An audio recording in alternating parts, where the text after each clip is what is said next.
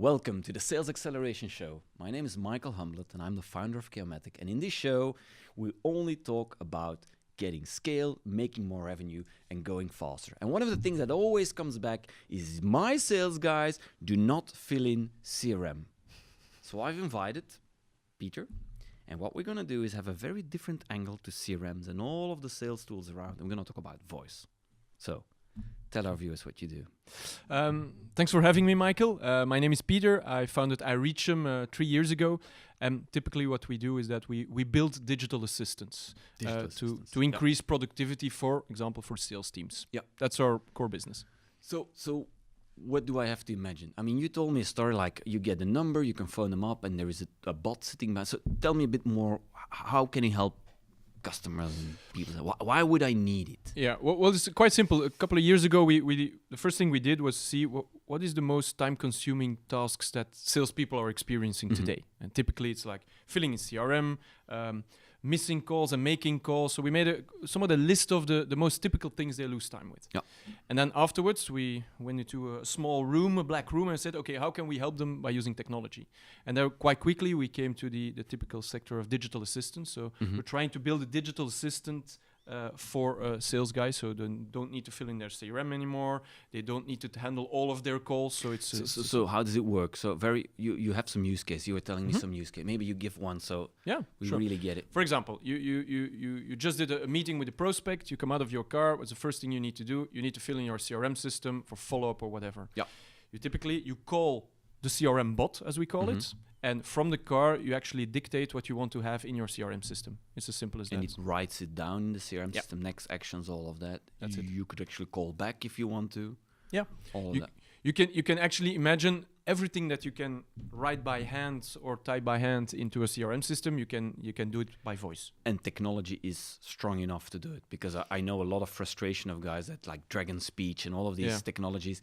They get really frustrated, like, yeah, Michael, but I mean, come on, it's not really working. Well, there are two things. Each bot needs to learn, so it's a matter of learning. It's machine learning, it's artificial intelligence, but it takes maybe 3 to 4 weeks, and afterwards the bot gets to know you, knows which words you use, how do you pronounce them, and we give context also to the questions, which mean that they know all of your products, all of those things. So it's educating the bot. So if I have to choose as a company, let me ask you some tough questions. Okay. I'm just thinking out if I would want to buy this. Well, so I have a chatbot.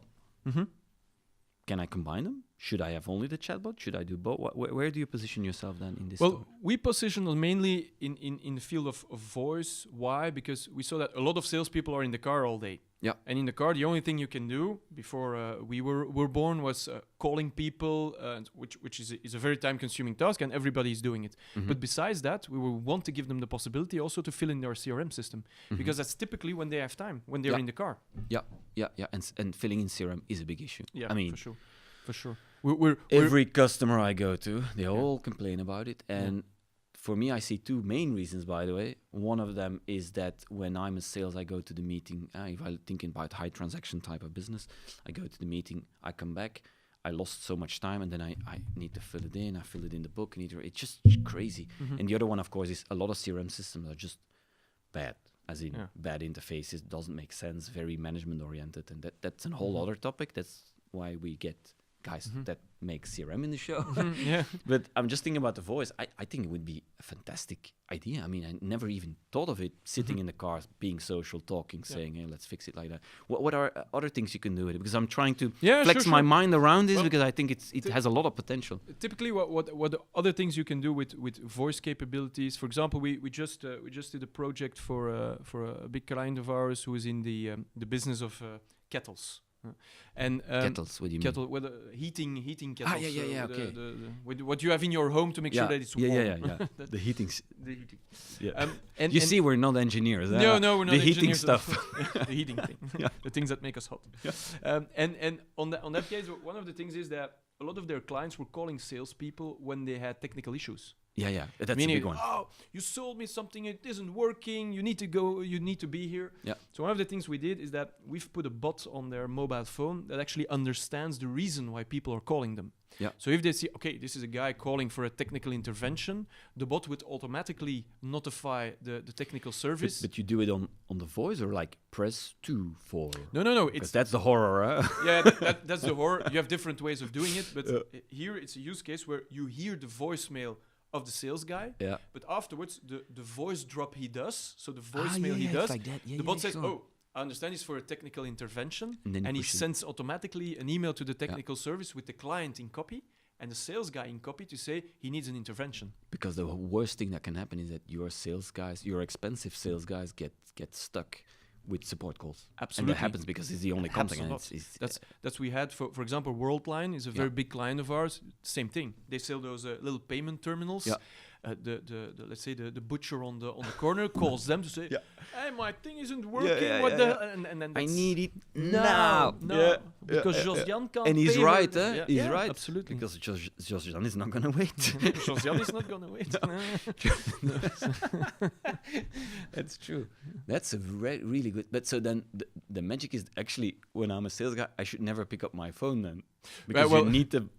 Well, what the bot actually does as well is that if he understands during the conversations, for example, also that it's related to let's say a sales related topic, he can also send an SMS afterwards with some slots where the guy can call back. Yeah. So it's scheduled in your agenda. Yeah. So different possibilities. I mean, just because at home, because I've been digging into voice, also for podcasts, and I was thinking about for sales, it must have such a potential because they're all, I mean, it's hard to get them to shut up, right? Yeah, that's the essence, which it's okay because we pay them for that. But if I really think, then if I have like one of those Alexa devices at home, or you have multiple, if you start combining it, you could come to the home office, start talking to the thing, and it would start picking up. To share a little secret, we just bought 2 Google Homes for our office, because my dream is that I could talk to Google Home and say, hey, I need to fill in something in my CRM system. And it's quite easy to do because it's Google Home is only an interface. Yeah. So that's and it's the app concept probably, it hooks up to...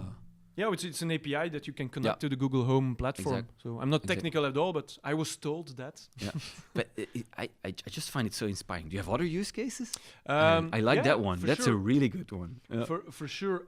One of the things, and that's an important one as well, is that we're digging into, and that's maybe it's voice driven, but it's also data driven. We're digging into email sending as well, because one of the things you see is that if you look at all of the emails you send out, you can find a red thread with typical emails that you send out multiple times per day or per year. And then you think of creating the template and then try figuring workflow technically stuff. That's it. One of the things that we've built now is that you can say, hey, Google or whatever, or hey, Nikki, as our bot is called, can you send 3 dates to Michael for planning a meeting? So he will... With your agenda system. Yes, it's hooked up with your agenda system. It's hooked up with your contact list, and you will receive an email saying, "Hey, Peter asked me to schedule a meeting. These are 3 slots." So let me challenge you again a bit. Okay. So, and does this work in all languages at the same quality? Because one of the issues is my name. It's actually a French-sounding name, Humblet. If I ask, and I'm a lot online. So if I ask Alexa, who's Michael Humblet, then I get Michael Bublé, the singer, and I get like everybody in the world. Not bad, but I get everybody. You're very hot. Well, suddenly things go. I need the voice bot. But I see a lot of struggles, and especially when you go to customer. I mean, there's so many variation in names and all these little details. I feel that's where I'm sitting on my hunger still. That's the reason why we link with context lists. Yeah. Because what you actually do when you give a voice, let's say, a commandment, there's an audio file sent out, but you could, besides the audio file, also send, not to go too technical, an Excel file with it saying, these could be words that you could find in this text. So what we actually do is that when I say your name, Michael Humblet, he will look into my contact list and say, I have a probability of 89% that it's this guy, so I'm going to send it with it. So it's accuracy.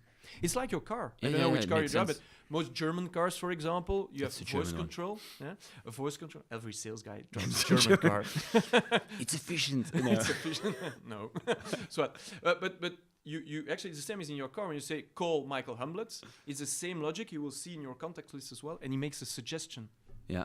That's how you narrow it down. Yeah. Because I think it's the only way, because if you have to look at the whole database of the world, it's just going to be crazy. Yeah, no. You need to narrow it down. So you're actually at the front line, so the sales, removing a lot of operational cost and increasing speed, if I hear it. I mean, I like this. Actually, for me, the cost would be less.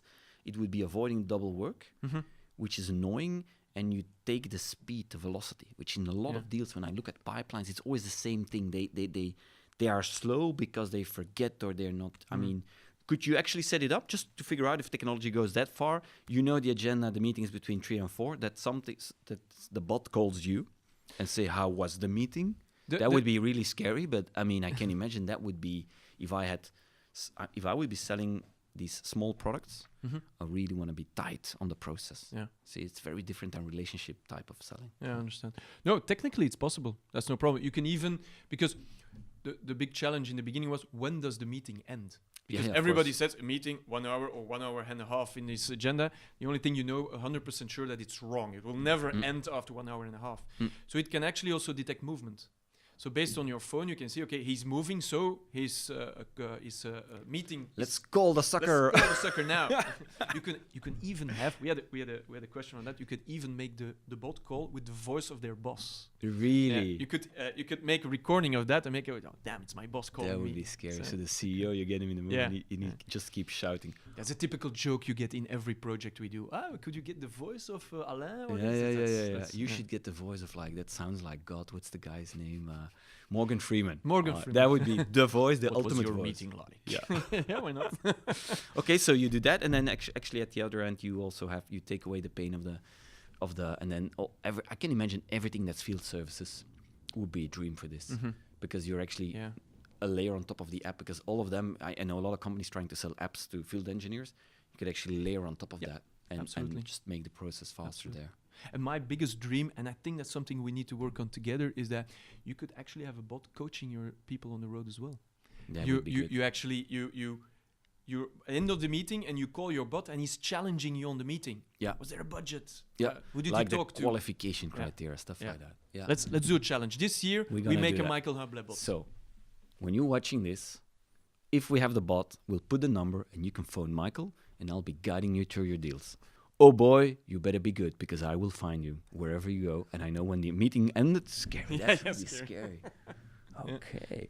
So, how did you come up with the idea, actually? Very because simple. You said, I mean, I'm a lot in these rooms with beers, and I have ideas every day. I'm just wondering why voice? Well, very simple. My background, I have a background of 10 years in the call center business. So I actually trained and coached, let's say, people on the phone, being able to sell more, whatever. That was my core business. So I was always passionate about voice.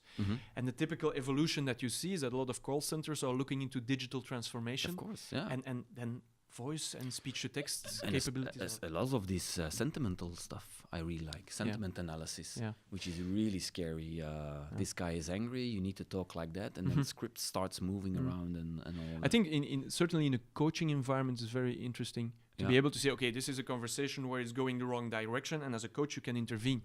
So these are interesting. The one issue I potentially see there, of course, that you have many parameters.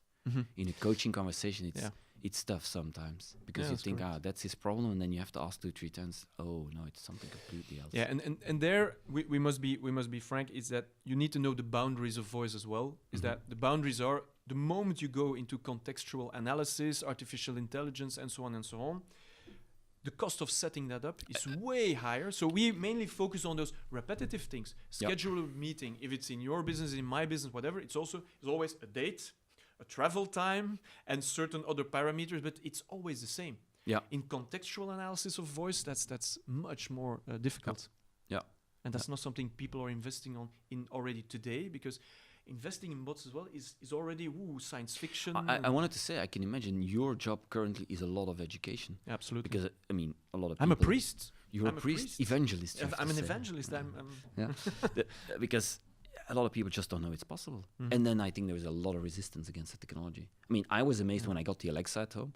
I was amazed my kids, after 1 hour, was asking, playing. They were Yeah. making jokes, and they were like 10 times faster. Now they're angry at me because I put one in the bathroom, and in the morning they come down and say, "Hey, Alexa, put on the radio, play music." And sometimes I have a bad Wi-Fi, it doesn't work. They get angry at me and like, "You've killed my friend." No, I didn't do anything. It's like it's Telenet, right? It's not me. Always blame somebody else. Yeah, that's So I think there is also a big gain where you can actually move it a bit into the private sphere. Because my dream was always I come down to the bathroom in the morning, I brush my teeth, and then I would like to have my, like, what's my day gonna be like? And I would get the briefing. Yeah. And then I would, ideally, if I really think through, I would want to be able to react and say, move that, or cancel. Today, snow, really bad. Move it, cancel it, do this, or get a message. Can you also do like the text stuff? Because if you have voice, you very clearly have a number that technically meaning you can do text and start moving that around. Because a lot of people, especially our generation, saying that we don't do the picture thing, we do the text thing still. Right. But you could imagine we had a demand from a client saying, okay, could we talk to the bot and that they prepare certain emails. Yeah. So, okay. But you can also say, okay, send a text message to this. And this is actually, I think that's one of the features that Google Home is already doing. If you link it with your Speech Android to text phone, almost. Like. saying, can you send a text message to Michael Humblet? Yeah. They're already. I think Apple actually does it. Yeah. So send a text. I'm an Android user, so I sorry got about stuck that. on these guys.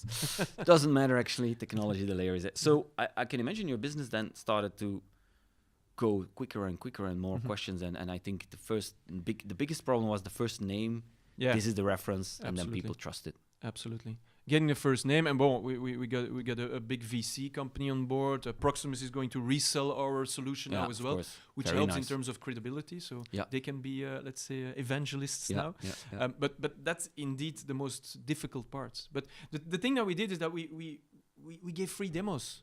We give free demos. So just try it and say, okay, it's working. I remember your speech. You actually had. It's funny because you didn't put on the sound because didn't really. I don't know. Remember because a lot of these when you do speech, the sound doesn't work. You basically had like a chat, and I thought in the beginning, it's a chatbot, and I said, no, it's voice. Yeah. Not possible. So the only thing I was thinking, sure, would be nice. Yeah, but it's trying to pass on the message, and people are knowing certain contexts, and someone it doesn't work, and they think, it doesn't work. Yeah. So that's the biggest challenge today. Really cool. We'll do this. Call Michael. Yeah. See if I can We'll beat do you. that. Right.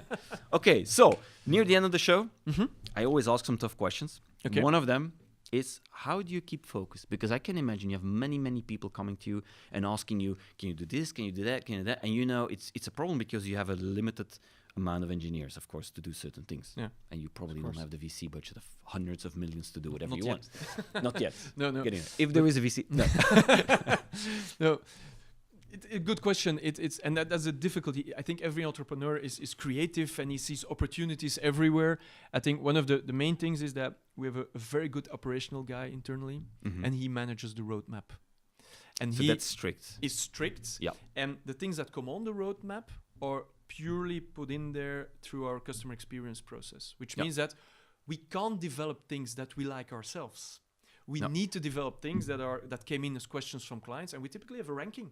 Yeah. 20 clients ask for this, 20 clients ask So for you that. do like what they call product boards. You put sales, because one of the big issues is sales always complaining. And then the big question is, do you develop a feature for a new customer to get the deal? Or do you develop the feature for an existing customer that wants to stay? That's a tough one. That's it. And then you do product boards. You put them all together and say, I like it because you make a joint decision. And then there is never the conflict of saying, but no, you agreed on that moment. We have 3 months. We limited time. Like it. Right. So, and how do you say no then? Well, So how do you say no to people that you don't want to do business with because you know it's going to be trouble? Yeah, well, and in the beginning, that's always a difficulty. In the beginning, you don't have 100 clients, so every job that you see, you try to jump on it. Yes, we can do this. No, absolutely, and then it goes wrong. So you are a sales guy. Yeah, It's typical sure. sales says yes. And that's the reason I'm very pleased with my colleagues who are saying no to me. Yeah. That's actually the answer to the question. I have a lot of Get ideas. somebody else to say no. Get somebody else to say no, and find people that aren't scared to say no. Yeah. Because that's But that's very engineering. I used to take like pre-sales guys and engineer guys to a meeting, and I would say, yeah, we can do all of this. And then the guy's like, no, No, and actually I had one guy saying, no, I'm not lying like Michael. I'm like, what the hell? We got the deal because of him, not because of me. No, I actually think it's a very good trick. Let others say no, and you can be the angry guy. Yeah, because I screwed up 2 times, so I can't say yes anymore. My team, you're in the blaming game. My team. I like this technique of you ask me questions and then I go silent. I look at you and I go, no. That's a good one too. So, what's the biggest mistake you've done in the last 3, 4, 5 years with the company, or even before, where you said it's something I did and I should have done it differently? On some levels, going too fast, because somebody said, you need to go fast, but in the beginning it was very simple. We had a product that nobody was looking for because it was innovative. So you need to be out there and you need to be an evangelist. And at that time, we spent way too much marketing budget on going out there and we go all the way. Everybody needs this. And at that moment, we should have maybe spent less marketing budget, but more build the product.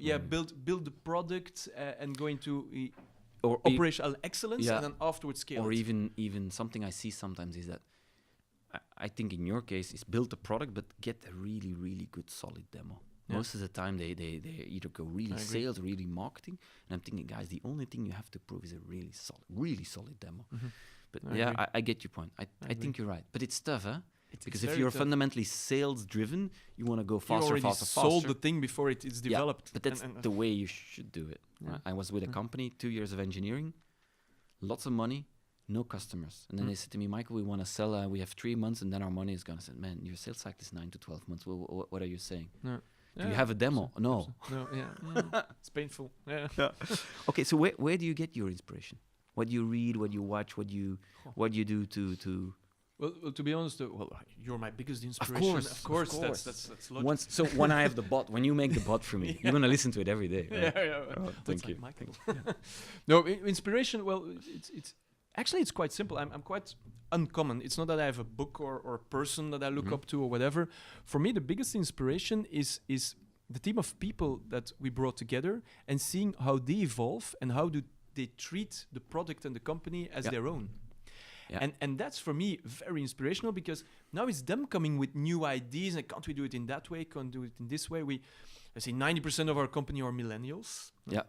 So it means we attracted very young people, but with let's say a typical entrepreneur drive, with not having want to take responsibility. You see that now we try to invest a lot in creating an ecosystem where they come up with new ideas, where they come up with things. Ownership, you're giving them ownership. I think it's key, huh? It's key for growth. Yeah, for sure. And that inspires me a lot because they are the client of the future, which means that they're already thinking about interface and whatever that I'm just not a millennial anymore. But you're an old guy. Yeah, I'm an old guy. Yeah. but there you see that they come with other insights that I couldn't have had. So that's my biggest inspiration source, the people themselves. So where can we learn more about you and your company?